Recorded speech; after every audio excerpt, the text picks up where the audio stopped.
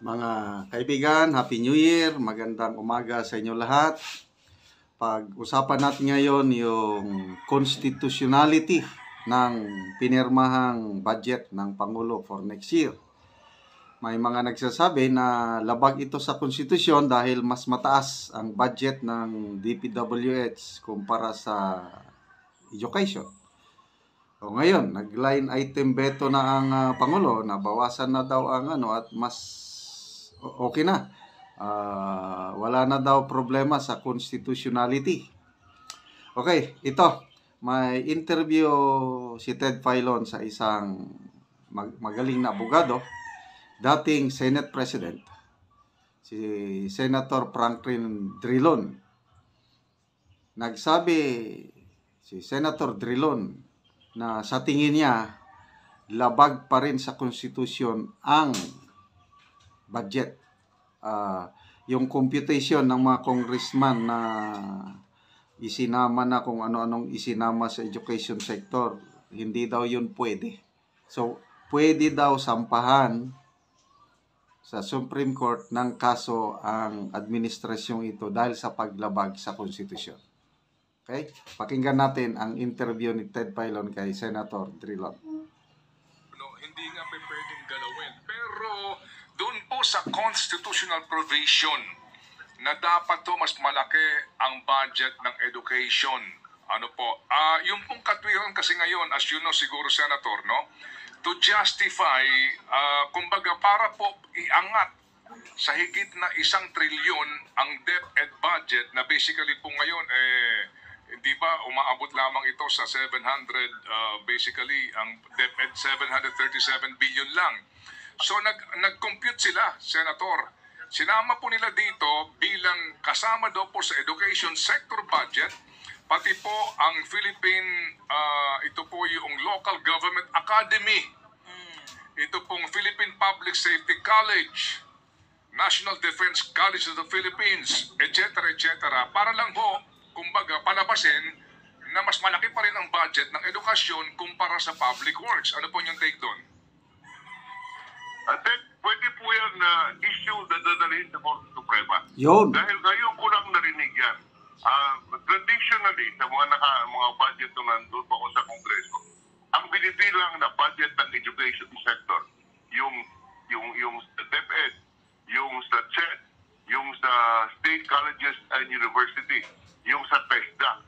Ngayon ko lang po nakita na pati yung galing sa Philippine Military Academy, sa Philippine kung saan-saan, sinasaksak doon sa education sector. Alam po nila na may problema. Kaya isinama yung lahat ng mga remotely related sa education sector.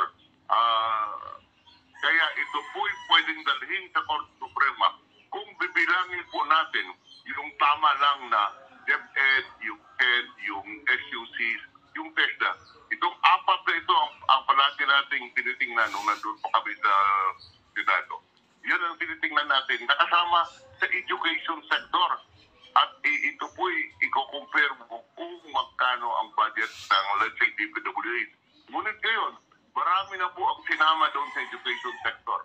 So, sa akin po, Ted, ito po'y pwedeng dalhin sa Korte Suprema at i-question sa constitutionality kung tama ba ito. Sir, so noon pong mga nakakaraan na General Appropriations Act, saan po nakapailalim yung Philippine National Police Academy, yun pong PMA, under what department po siya ng mga previews? Ngayon lang to nangyari. Sir, yan po, ang PNP Academy ay sa PNP po yan. Yun po Philippine Military Academy, doon po sa Armed Forces. Sa dating sa budget, yan po ang pag-alala ko. Hindi po sa education sector po yan.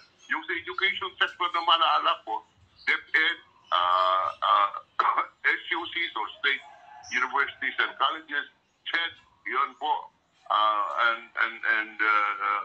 Yun po ang tatlo usually. Pagkatapos sinasama yung TESDA rightfully dahil sa yun po talagang kasama sa education sector sa bidong ng Kongreso noon. Ngunit ngayon ko lang po narinig yung iba't ibang ahensya na mayroong DILG pa. Dati po wala yan sa education sector. Hindi binibilang. Kaya sa ating tingin, ito po ay pwedeng dalhin sa Korte Suprema. Okay. Yun. Senator, puntahan ko lamang po yung usapin tungkol dun sa conditional implementation, particularly yung AKAP. Dahil ito nga po Okay, so mamaya na yung akap ha. So grabe ano. Matagal na naging senador itong si Senador Drilon. Tapos abogado pa yan ha. So 4 lang ang dapat ibilang sa education sector. DepEd, CHED, TESDA, and State Universities and Colleges. So, dinagdag ngayon PMA, Philippine National Police Academy, National Defense College of the Philippines, Philippine Science High School, LGU Academy, Allah. Tapos, kinumpute nila, mas mataas na ng konti ang education sector kung idadagdag mo itong mga bagong idinagdag. Di ba? So, ano kaya? Sino kaya ang mag-initiate na magsampa ng kaso sa Supreme Court? Sana meron. Okay. Ito naman, sa AKAP. question, 26 billion pesos na pondo para po sa AKAP, inilagay ni Presidente sa ilalim ng conditional implementation. Kapag po ganitong nasa ilalim ng conditional implementation, paano po ba dapat ito monitor? Sino ang nagsiset ng condition at sino ang nagbabantay kung nasusunod yung condition na yun? Sa ating sistema ngayon, ang nag-i-implement yan, ang ehensya, yung DSWD. Wala pong pre-audit sa ating sistema ngayon. Hindi, ngunit paglabas ng pera at paggastos ng pera, yan po ay subject ng COA. So, post-audit ang ating sistema. Hindi po kailangan ang pagbantay sa COA after implementation. Ngunit, Ayun. So, alanganin yung sinasabi nilang conditional implementation. Kasi yung COA, sa kanalang mag-audit after na naibigay na yung mga ayuda. Paano tayo makasigurado na yung DSWD, DOLE, NEDA, gagawa ng matinong guidelines para ang makakatanggap, iyon talagang nangangailangan. Ang dami ng mga report niyan. Yung si Professor JC Punong Bakal ng UP, na-interview siya the other day ng ANC. Sabi niya, marami na siyang nakausap, mga kakilala niya, nakatanggap ng AKAP, mga kamag-anak daw ng mga barangay officials. So, paano natin masigurado? Si Professor Cielo Magno, ng UP, may challenge na siya sa Speaker of the House na ilabas ang listahan ng AKAP beneficiaries. Kasi, yun ang sabi ng Speaker kumpleto daw sila ng documentation.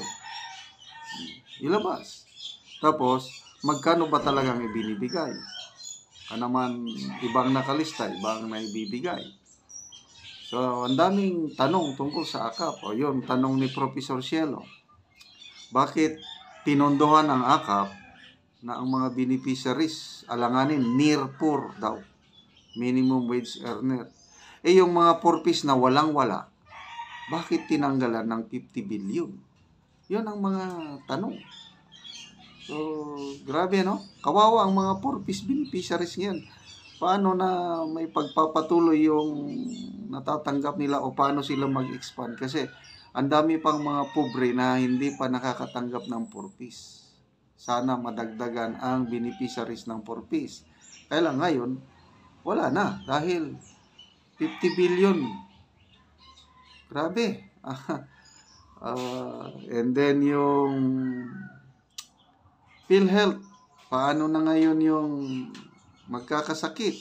Pati yung malasakit centers na dati gumagana, ang daming natutulungan ang malasakit centers. Ngayon, tinanggalan na po daw ng pundo ang malasakit center. Lamesa at opisina na lang ang nandyan sa ospital, punta ka doon.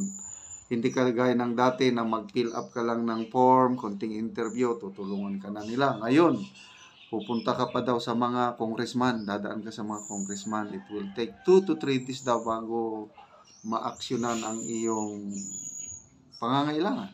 Ganyan.